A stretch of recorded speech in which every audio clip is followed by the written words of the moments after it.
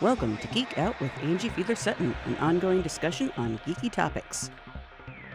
In this episode, we continue the coverage of Stan Lee's Comikaze, 2014 edition. In my last episode, I interviewed Miracle Laurie about her part in the web series Nobility. While I had her on hand, we talked a little further about her work as an actress. I first asked her if she had done any preparation specific to her character on Nobility.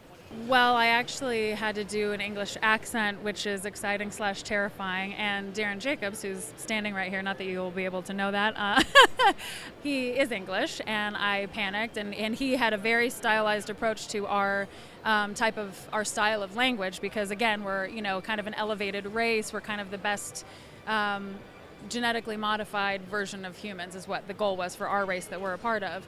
And so he wanted to create kind of a stylized way of speaking, just very elevated. So he worked on something and he sent us all recordings of it to practice so we could kind of have the same pattern and the same style of talking. And then he sent me this amazing video of Emma Thompson and her Oscar speech. And he just said, this is what I want, this is what you should do. And I am forever grateful. And I listened to that thing 1,000 times and I had it memorized and I just got in that pace. So for me, that was probably the most nerve-wracking part of the process for this particular project. But that's the kind of stuff actors love. And it was great. And, we shot on green screen, which is always a little tricky, but I didn't have any crazy action stuff, so it was fine. But as far as, prepping, that was pretty much it.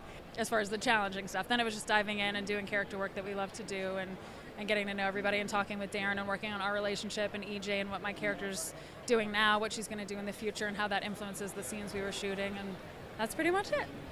This led to a discussion about female representation in science fiction, which naturally led to her work on Dollhouse. I asked her whether her character in Nobility would be a strong female character. This one I'm not so sure. She kind of has a small part in the pilot, but EJ, the creator, and I have talked about what her storyline is going to be in the future, and I think we decided that she is ultimately going to become maybe a politician or something of that ilk in that universe, 700 years in the future, whatever that looks like.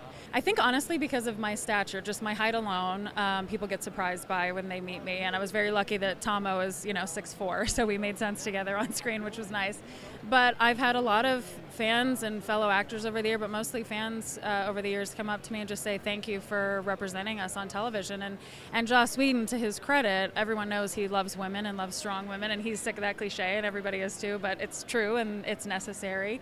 When I booked the show, he actually called me into his office, just the two of us, and he said, I want to talk to you about something. I said, sure. He goes, what are you? And at the time I was a size 12, and I told him, and he goes, okay, well, you need to not lose weight. And I was the only actress probably in all of Los Angeles in my contract that said I could not lose weight, because he said, I think you're beautiful and you're sexy and you're strong, and most women are your size in this country. Most women look like you, and there's nothing wrong with that, and there need to be more people representing that on television, so that's what we're going to do.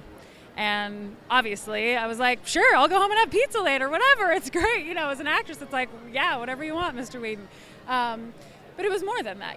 She was super complicated. I loved Melly. I love that part more than anything. And she got to be silly and goofy and kind of lame and really sweet and tough, when she got to do the switch. And as the doll, you got to be all different kinds of things, whatever they wanted for you. And going forward, I don't know. It kind of depends on the creators, whether they have that similar vision and that similar state of mind. But it has been and will always be lovely to know that there are people in the world that felt represented on television. And it's a very high place of honor for me. And that's Geek Out's latest take on Stan Lee's Comikaze, 2014 edition. Next time, I talked with the people behind the new documentary Cosplay Dreams 3D. Stay tuned to Sci-Fi for Me for more coverage of the 2014 Comikaze Expo. Thanks for listening to Geek Out with Angie Fiedler-Sutton. The theme song is Schoolyard Haze by Jerry Pitkigan, available via the Free Music Archive.